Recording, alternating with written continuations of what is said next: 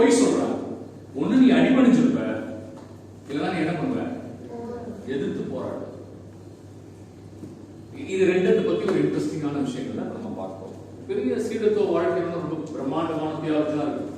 டெய்ட்ரிக் போனஃபேர் ஒரு எழுதிய புக் எழுதிய டெய்ட்ரிக் போனஃபேர் வாயில நுழைய பல் தேய்ச்சிருந்தீங்கன்னா நுழையும் இல்லையா? அவர் பேர் என்ன? டெய்ட்ரிக் போனஃபேர். அவர் எழுதின புத்தகத்தோட பேர் வந்து தி காஸ்ட் ஆஃப் டிசைபிள்ஷிப். நீங்க வச்சுக்கிற அதே தலைப்பு தான், தி காஸ்ட் ஆஃப் டிசைபிள்ஷிப். சீடத்துவத்துக்காக நீ ஆண்டவருக்கு என்ன தீர்ச்ச? சீடத்துவத்துக்காக நீ ஆண்டவருக்கு என்ன செஞ்ச? நீ ஆண்டவருக்கு என்ன கொடுத்த? கேள்வி. புத்தகத்தினுடைய கேள்வி என்ன? சீடத்துவத்திற்காக நீ என்ன கடவுளுக்கு திருப்பி கொடுத்தாய், என்ன செய்தாய்? கேட்டு பாருங்க. நம்ம என்ன பெருசா செஞ்சுட்டோம் நம்ம லைஃப்ல அப்படின்னு? கடவுளுக்காக என்ன செஞ்சோம் எனக்கு தெரியல, ஐ டோன்ட் நோ. புனித பியோ கேட்டாங்க, நீங்க 50 வருஷம் உங்ககிட்ட 5 காயம் இருந்துச்சு, 50 வருஷமா நீங்க 5 காயத்தோடய வாழ்ந்தீங்களே, நீங்க ஆண்டவருக்காக என்ன செஞ்சீங்க? என்னால எதுவுமே செய்ய முடியலன்னா நான் தினமும் அழுதுட்டு இருக்கிறேன். 50 வருஷமா 5 காயங்களை தாங்க. புனிதர் என்ன சொன்னாரு? நான் ஆண்டவருக்காக எதுவுமே செய்ய முடியலன்னா அழுதுட்டு இருக்கேன். ஆனா அவர் நிறைய செஞ்சிருக்காருன்னு நம்ம பார்வையில தெரியுது. ஆனா அவர் என்ன சொன்னாரு? நான் ஒண்ணுமே செய்யலன்னு. என்ன புனிதர்களுக்கு நமக்கு ஒரு பெரிய வித்தியாசம் இதுதான் இல்லையா? அவர்கள் என்னதான் செஞ்சாலும் நான் எதுவுமே இல்லைன்னு சொல்லுவாங்க. நம்ம ஒன்று செஞ்சாலும் 1000 பேசுவோம். புரியுதுங்களா டிஃபரன்ஸ்? புனிதர்களுக்கு நமக்கும் ஆமோஸ் இறைவாக்கினர் என்ன சொன்னாரு? நான் ஒரு இறைவாக்கினே இல்லைன்னு. நம்ம என்ன பண்ணுவோம்? ஒரே ஒரு நாள் பைபிள் எடுத்து 4 பேருக்கு சொல்லியிருப்போம், நான் பெரிய இறைவாக்கினர் நம்ம நினைச்சுப்போம். இதுதான் புனிதர்களுக்கு நமக்கு இருக்கிற வித்தியாசம். சரி, ஆகவே சோதனை இது ஒரு சாதாரண பிரச்சனையா சில கண்களுக்கு தெரியலாம். ஆனா உண்மையிலேயே the root cause of all the obstacles in spirituality, Christian spirituality, is temptation. சோதனை தான். அதனாலதான் இயேசு தன்னுடைய பணிக்காலத்தை துவக்குவதற்கு முன்பதாக அவர் சோதிக்கப்பட்டார். எப்ப சோதிக்கப்படுறாரு? பணிக்காலத்தை துவக்குவதற்கு முன்பதாக. புனித லோயலா இக்னாசியர், இங்க சொசைட்டி ஜெசுவிட் ஃபாதர்ஸ் தான் இருக்கிறாங்க, அவருடைய ஃபவுண்டர் லோயலா இக்னாசியர். இக்னேஷியஸ் இருக்கார் இல்லையா? Ignatius of Loyola. அவர் சொன்னாரு, உண்மையிலேயே ஒரு நல்ல கிறிஸ்தவனுக்கு ஒரு ரெட்ரீட் தான் தேவை. ஒரு நல்ல கிறிஸ்தவனுக்கு எத்தனை ரெட்ரீட் தேவை? 3 தான். ஒரு ரெட்ரீட்க்கு அப்புறம் அவன் ரெட்ரீட் அட்டெண்ட் பண்ணுவான். ஏன் தெரியுமா? அவன் மாறிடுவான். நல்ல கிறிஸ்தவன் என்ன பண்ணிடுவான்? மாறிடுவான். அவனுக்கு அடுத்த ரெட்ரீட்லாம் தேவையே இல்லை அப்படின்னு அவருடைய கருத்து. ஏன்னா ஒரு முறை நீ கடவுளை ருசித்து விட்டால், ஒரு முறை அவரை பற்றி கொண்டு விட்டால், நீ திரும்பியே பார்க்க மாட்டியே. அவர் அந்த மகிமை, அந்த சந்தோஷம், அந்த மகிழ்ச்சி அடைஞ்சதுக்கு அப்புறம் எனக்கு எதுவுமே தேவையில்லை. பவுல் சொல்றாரு இல்லையா? பிலிப்பியர் 3:8 என்ன சொன்னாரு? மத்த எல்லாமே எனக்கு குப்பை இல்லையா? ஒரு வாட்டி அவர் அனுபவிச்சுட்டா மத்த எல்லாமே என்னவா மாறிடும்? குப்பையா மாறிடும். நீங்க தான் குப்பையா பார்க்க மாட்டீங்களே. அப்ப ஆண்டவர் என்ன சொல்றாரு? உண்மையாவே நீ ஆண்டவரை ருசிக்கல, அவர் இன்னும் நீ டேஸ்ட் பண்ணவே இல்லை. நீ டேஸ்ட் பண்ண மாதிரி சொல்ற, இல்ல டேஸ்ட் பண்ண மாதிரி நடிக்கிற. அவரை ருசிச்ச மாதிரி நம்ம சொல்லிக்கிறோம் வெளியில, இல்லன்னா என்ன பண்றோம்? ருசிச்ச மாதிரி நடிக்கிறோம்.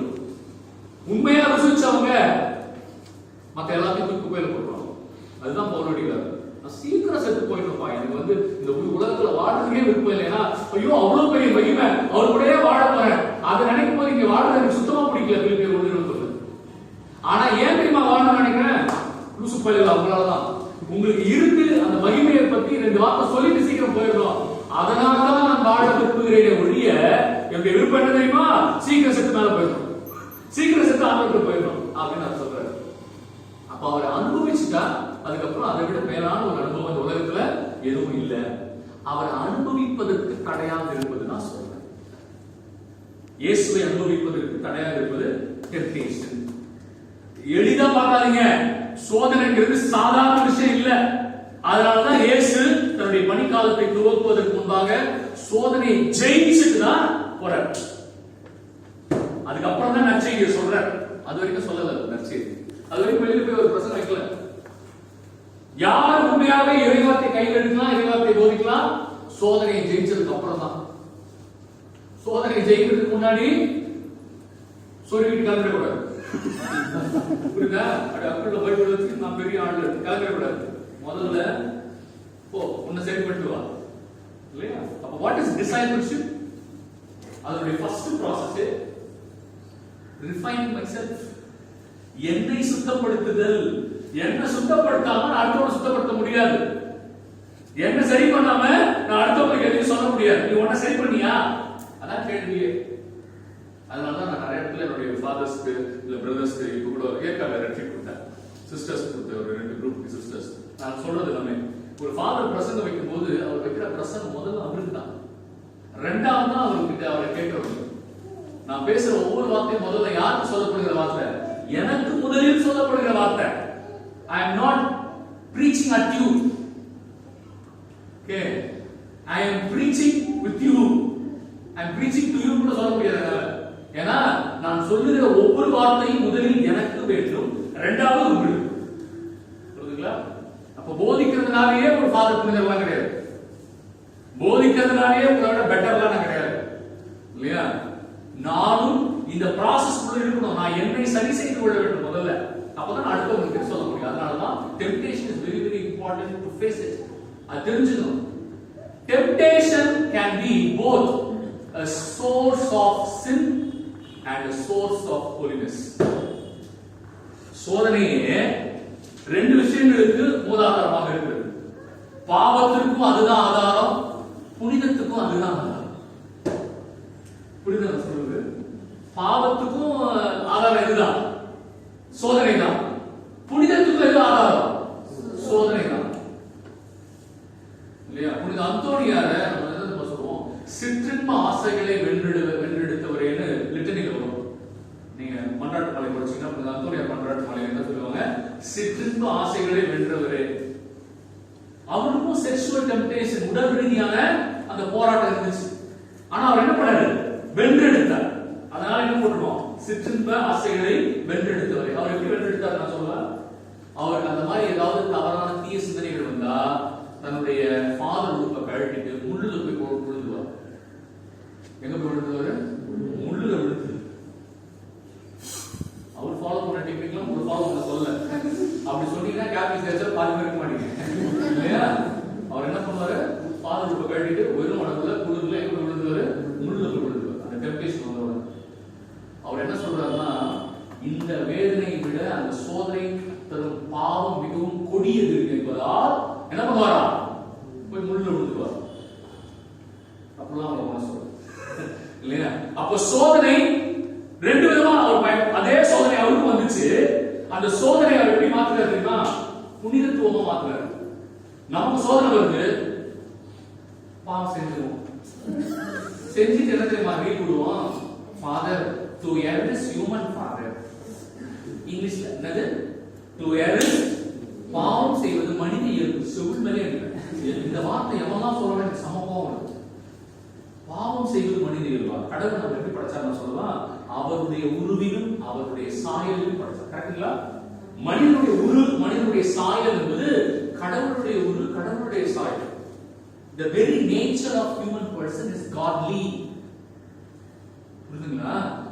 மனித இயல்புன்னு ஒண்ணு கிடையாது. நாம் பெற்றிருக்கிற இயல்பே கடவுள் இயல்பு. அப்ப பாவம் செய்யும் போது நான் கடவுள் இயல்பை இழந்து சாத்தான் இயல்பை பெற்றுக் கொள்கிறேன். பாவம் செய்வது யாருடைய இயல்பு? சாத்தானுடைய இயல்பு. புரியுதுங்களா? இப்ப யாராவது மனிதனாக இருக்கிறதுனால நான் பாவம் செய்யறேன், நீ சாத்தானா மாறினதுனால பாவம் செய்யற. எல்லாம் இப்படி பூசி மூழ்கி எல்லாரும் அப்படியே பரவாயில்லப்பா, மனித பலவீனப்பா, மனித பலவீனப்பா. உண்டாக்குங்களா? ஆண்டவர் நமக்கு எங்க பலவீனம் கொடுத்தாரு? நமக்கு ஆற்றல் கொடுத்தாரு, சக்தி கொடுத்தாரு, திறமை கொடுத்தாரு இல்லையா? எல்லா நன்மைகளை மட்டும் தான் கொடுத்தாரு. கடவுளா பலவீனத்தை கொடுத்தாரு. இவ்வளவு முட்டாள்தனமான ஒரு பேச்சு, இவ்வளவு முட்டாள்தனமான பேச்சு. கடவுள் பலவீனத்தை நமக்கு கொடுக்கல, கடவுள் கொடுத்ததும் ஆற்றல். நான் உங்களுக்கு கோழை இதயத்தை கொடுக்கவே இல்லை என்றார். நான் உங்களுக்கு கோழை இதயத்தை கொடுக்கவே இல்லை என்றார். ஆண்டவர் தீய செயல்களுக்கு தூண்டுதலாக இருக்க மாட்டார். யாக்கோபு 1 இல்லையா? தீய இயல்புகளை செய்வதற்கு யார் தூண்டுதலாக இருக்க மாட்டாங்களா? ஆண்டவர் இருக்கவே மாட்டார். அப்ப தீய தூண்டுதலுக்கு யார்? சாத்தான் தான் இருப்பான். யாருப்பா? சாத்தான். அவன் ஒரு பெரிய டாபிக் பிரேயர் குரூப்ல சாத்தானை பத்தி ஒரு நாள் லாவரே இருக்கேன் இல்லையா, உங்களுக்கு எடுக்க முடியாது டாபிக் இல்லை இல்லையா, சாத்தான் தான் கூடுதலா இருக்கும். அப்ப என்ன ஞாபகம் வச்சுக்கோங்க, மனித இயல்பு பாவம் செய்வது பலவீனம் எங்கேயாவது உடனே கொட்டாது. என்னுடைய இயல்பே கடவுள் இயல்பு, என்னுடைய உரு சாயல் என்பது கடவுள் இயல்பு. அதனாலதான் ஜுடைசம் யூத மதத்துல அவங்க அதுதான் நம்மளுடைய தாய் மதம். அந்த யூத மதத்துல அவங்க பாவத்தை என்ன சொல்றாங்க தெரியுமா, கடவுள் தந்திருக்கிற இயல்பை இழப்பதுதான் பாவம். அவங்க எதை பாவம் சொல்றாங்க, உங்ககிட்ட இருக்கிற கடவுள் குணம் அதை இழந்தா அதுக்கு பேர் பாவம். அதனால அவங்க என்ன இன்னொரு வார்த்தை பயன்படுத்துறாங்கன்னா, அந்த பழைய கடவுள் இயல்பை திரும்ப பெற்றுக் கொள்வதற்கு ஒரு வார்த்தை பயன்படுத்துறாங்க. அந்த வார்த்தைக்கு பேர் டெஷுவா. என்னவா? டெஷுவா. மோஸ்ட் கரெக்டா மாத்திட்டே இருக்கணும். ஸ்பெல்லிங் உங்களுக்கு வந்ததா ஸ்பெல்லிங் TSHUBA டெஷுவா. டெஷுவா என்றால் என்ன தெரியுமா? To get back to one's true nature. To get back to one's true nature. உன்னுடைய பழைய இயல்புக்கு திரும்புதல்னு அர்த்தம். அப்ப நான் பாவம் செய்யும் போது என்னுடைய பழைய இயல்பை இழந்துடுறேன், நான் மனம் மாறும் போது என் பழைய இயல்பை திரும்ப பெற்றுக் கொள்கிறேன். புரியுதுங்களா? அப்போ எவனாவது மனித பலவீனத்தால பாவம் செஞ்சேன்னு சொன்னா நீ லூசு, நீ ஒரு மென்டல் இல்லையா, உனக்கு அறிவு இல்லைன்னா கிறிஸ்டியன் ஸ்பிரிச்சுவாலிட்டி அது ஒத்துக்காது. மனித பலவீனத்தால நீ பாவம் செய்யல, 3 காரணத்தால நீ பாவம் செய்யல. 1 யோவான் 2:16 உங்களுக்கு தெரியும். 1 யோவான் 2:16 உங்களுக்கு தெரியும்னு நான் நினைக்கிறேன். 1 யோவான் 2:16 எடுத்து பாப்போம், பட்டு எடுங்க. First John chapter 2 verse 16. ஏனெனில் உலக சார்ந்தவையான உடல் ஆசை மறுபடியும் வாசிங்க. ஏனெனில் உலக சார்ந்தவையான உடல் ஆசை, உலகு சார்ந்தவையான உடல் ஆசை, அதுக்கும் நமக்கு சம்பந்தம் இல்லை. உடல் ஆசை எங்கிருந்து வருமா? உடல் ஆசை எங்கிருந்து வருது? வாய்ப்பு சொல்லுங்க. நான் நாளைக்கு நான் எக்ஸாம் வைக்க போறேன், அவ்வளவு தீவிரமா நோட்ஸ் எடுத்துருக்கு. இது முதல்ல உள்வாங்கிக்கோங்க இல்லையா. உடல் ஆசை எங்கிருந்து வருது? பாத்தீங்களா? உடல் இச்சை கூட உலகம் கொடுப்பதுதான். உடல் இச்சை கூட உலகம் கொடுப்பதுதான். புரியுதுங்களா? நான் கத்துக்கிறேன். எங்கிருந்து கத்துக்கிறேன்? உலகத்துல கத்துக்கிறேன். 25 வருஷத்துக்கு முன்னாடி ஒரு சிலர் இருக்கிற ஒரு சிலர் செல்போனே பார்த்தது கிடையாது. அப்படின்னா என்னன்னு கேட்பாங்க அந்த காலத்துல இல்லையா. 25 வருஷத்துக்கு முன்னாடி இதே சாந்தம் ரூட்ல 27 பஸ் எனக்கு பிடிச்சி வேலை கடைக்கு போவேன் இல்லையா. அப்போ ரொம்ப பெரிய பேஜர்னு வச்சிருப்பாங்க. இந்த சொல்லி அவருக்கு போடுவாங்க பாரு, சீன் இங்கிலீஷ் ஆச்சரியமா மெசேஜ் தான் வர மாட்டாங்க. அதுல என் வீட்டுக்கு ஏதாவது பொருள் வேணும் கூட வாங்கிருக்காங்க, மெசேஜ் அனுப்பலாம் மாட்டாங்க. பல்வேறு பெரிய ஆச்சரியமா இருக்காங்க இல்லையா. உங்களுக்கு என்னன்னு யோசிக்கவே மாட்டீங்க. அந்த காலத்துலலாம் டிடி தூர்தர்ஷன் ஒரே ஒரு சேனல் தான் தெரியுமா. ஒரே ஒரு படம் சொல்லுவாங்க ஞாயிற்றுக்கிழமையான ஒரே ஒரு படம், ஊரே கூடியிருக்கா வெயிட் பண்ணும். அந்த ஒரு படத்துக்காக என்னமா காஞ்சி போய் கிடப்போம் நம்மமா. வெள்ளிக்கிழமையான 4 சினிமா பாட்டு, ஒளியும் ஒளியும். ஊரே வரிஞ்சு கட்டி போய் உட்காந்து பொது டிவி பஞ்சாயத்து டிவி போய் உட்காந்து பார்த்துருப்போம். ஆயா குட்டி குசுமால எல்லாம் பாயெல்லாம் வச்சுட்டு எத்தனை பாட்டுக்காக 4 பாட்டு பாக்கிறதுக்காக உட்காந்துருக்கோம் ஊரே. இன்னைக்கு எல்லாம் மாறி இருக்கு இல்லையா. காலம் மாறிட்டே இருக்கு. நம்ம வாழ்க்கை காலம் மாறிட்டே இருக்கு. உடல் ஆசை அப்படிங்கிறது இந்த உலகம் சொல்லி கொடுக்கறதுதான். அந்த காலத்துல கேட்டு பாருங்களேன், யாராவது பசங்க கிட்ட லவ் அப்படிங்கிற ஒரு விஷயமே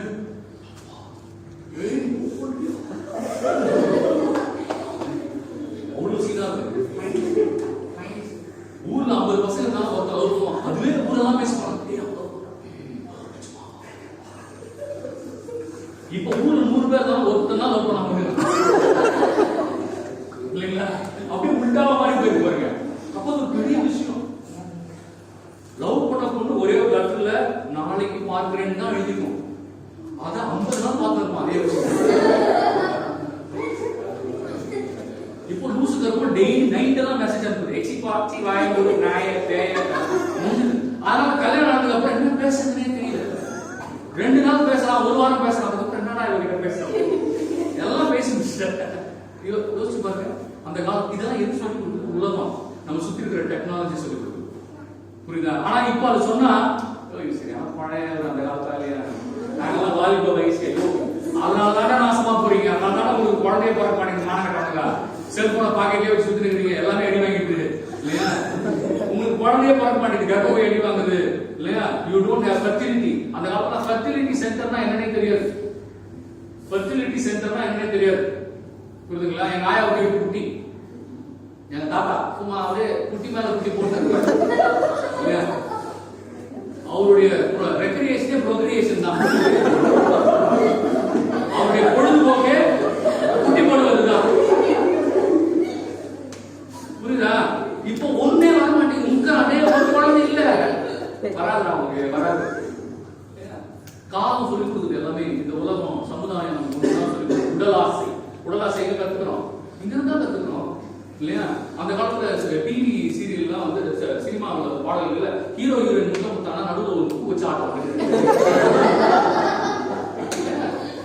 நம்மளாம் நினைச்சுக்கணும், ஓ 2 பேரும் முத்தம் கொடுக்குறாங்க, அதனால நம்ம பூ வச்சு நடுவில் ஆட்டி மறைச்சிருவோம். இப்ப எல்லாம் கருமதி பார்த்து வைவீங்க. புரியுதா நான் சொல்றது? அதனால உனக்கு இதுதான் இப்படிப்பட்ட விஷயங்கள் என்று எது சொல்லிக் கொடுக்குது? உலகம் சொல்லிக் கொடுக்குது. இப்போ உடலாசை எங்க வருது? உலகம் தீவிரமா கொடுக்குது. ஒரு காலத்துல இன்டர்நெட்டே கிடையாது. இன்டர்நெட்னா என்னன்னு தெரியாது. Today people see everything on the net. Most of you 90% நீ வாலிப பிள்ளைங்களா இருந்தா ஓபனா சொல்ற நிறைய விஷயங்கள். They see everything on the internet, right? அதுல காட்டப்படுறதுல exaggerated versions. எல்லாத்தையும் நெட்ல பார்க்கறோம். அப்போ அவங்களுடைய மைண்டுக்குள்ள எதுவுமே இல்ல. It is fed by somebody else. புரியுதா? தவறான விஷயங்கள் அடுத்தவர்களால் உங்களுக்கு கொடுக்கப்படுகிறது. அப்ப உங்களுக்குள்ள வளர்ச்சியே கிடையாது. அப்ப இந்த உலகம் தான் என்ன பண்ணுது? கொஞ்சம் கொஞ்சமா உங்களை மாற்றிக் கொண்டே இருக்கிறது. And you are yielding to the temptation offered by the world. Instead of fighting it, what are you doing? You are yielding to the temptation offered by the world. இந்த உலகம் கொடுக்கிற சோதனைகளுக்கு நீ அடிபணிந்து விடுகிறாயே ஒழிய உன்னால் எதிர்க்க முடியல. உடல் ஆசை, அடுத்ததுதான் இச்சை நிறைந்த பார்வை. இச்சை நிறைந்த பார்வை சாதாரண பார்வை இல்ல, இச்சை நிறைந்த பார்வை. நம்ம பார்க்கிற பார்வையே இன்னைக்கு வந்து இச்சைனா நீங்க நினைச்சாதீங்க ஒன்லி செக்ஸ் ரிலேட்டட் கிடையாது. ஆசையோட பார்க்கறதே இச்சை தான். புரியுதுங்களா? நீங்க ஒரு கடைக்கு போறீங்க, 10 துணி பாக்குறீங்க. இன்னைக்கு பாருங்க ஒரு காம்ப்ளெக்ஸ் ஃபுல்லா கண்ணாடி டோர். நீங்க சரவணா ஸ்டோர்ல பெரிய பெரிய காம்ப்ளெக்ஸ் போனீங்கன்னா ஒரு சைடுல என்ட்ரன்ஸ் வச்சு நீங்க உள்ள போனதுக்கு அப்புறம் 4 சைடு மூடிடுவோம். ஏசி போடுவோம். So that your eyes don't go outside. Your eyes will be contained. இதெல்லாம் வந்து மார்க்கெட்டிங் மேனேஜ்மெண்ட். புரியுதா? Marketing technique. நமக்கு ஒன்றும் தெரியாது. நம்ம போய் 10 படம் எல்லாத்தையும் பார்ப்போம். இதுவே இச்சை தான். இதுவும் இச்சை நிறைந்த பார்வை தான். நம்ம இச்சை உடனே செக்ஸ் மட்டும் நினைக்காதீங்க. புரியுதுங்களா? நம்ம எதையெல்லாம் விருப்ப கண் கொண்டு பார்க்கிறோமோ அது எல்லாமே இச்சை தான். புரியுதா? பாக்குற பையன்லாம் ஹீரோ மாதிரி தெரியும், பாக்குற பொண்ணுலாம் ஹீரோயின் மாதிரி இருக்கும். ஆனா லூசுங்களா அதெல்லாம் சைக்கோங்க. உங்களுக்கு தெரியாது இல்லையா? அழகா இருக்கிறதுனாலயே எல்லாம் நல்ல பையன் நினைச்சுக்காதீங்க, நல்ல பொண்ணு நினைச்சுக்காதீங்க.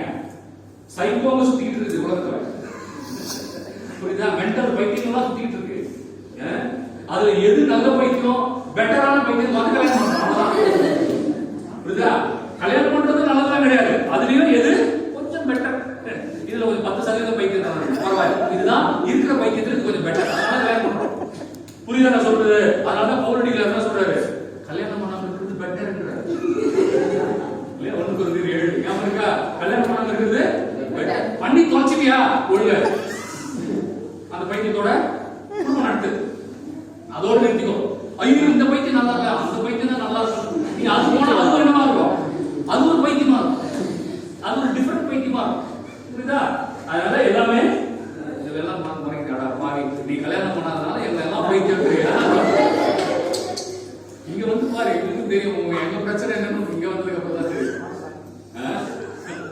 வாழ்க்கையில சோதனைகளை நீங்கள் எங்கிருந்து பெறுகிறீர்கள்? உலகத்திலிருந்து பெறுகிறீர்கள். இச்சை நிறைந்த பார்வை எங்கிருந்து வருகிறது? தீய எண்ணத்திலிருந்து வருகிறது. தீய எண்ணம் யார் கொடுக்கிறா? சாத்தான் கொடுக்கிறார். தீய எண்ணம் யார் கொடுக்கிறா? சாத்தான் தான் கொடுக்கிறார். இதை அதை பத்தி நம்ம பார்க்கிறோம். ரொம்ப இன்ட்ரெஸ்டிங்கா இருக்கு. 2 செஷன் 2 எக்ஸாம்பிள் சொல்றேன். ஓகே, மூணாவது செல்வ செருக்கு. செருக்கு ஆணவம் எங்கிருந்து வருது? ஆணவம் வந்த உடனே ஆணவம்.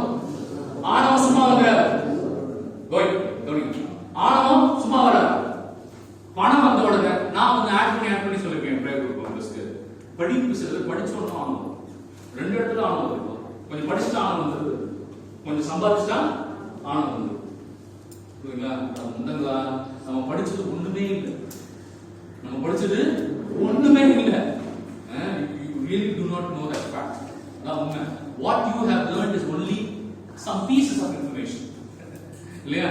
Some pieces of information. அவ்வளவுதான் உங்களுக்கு தெரியும்.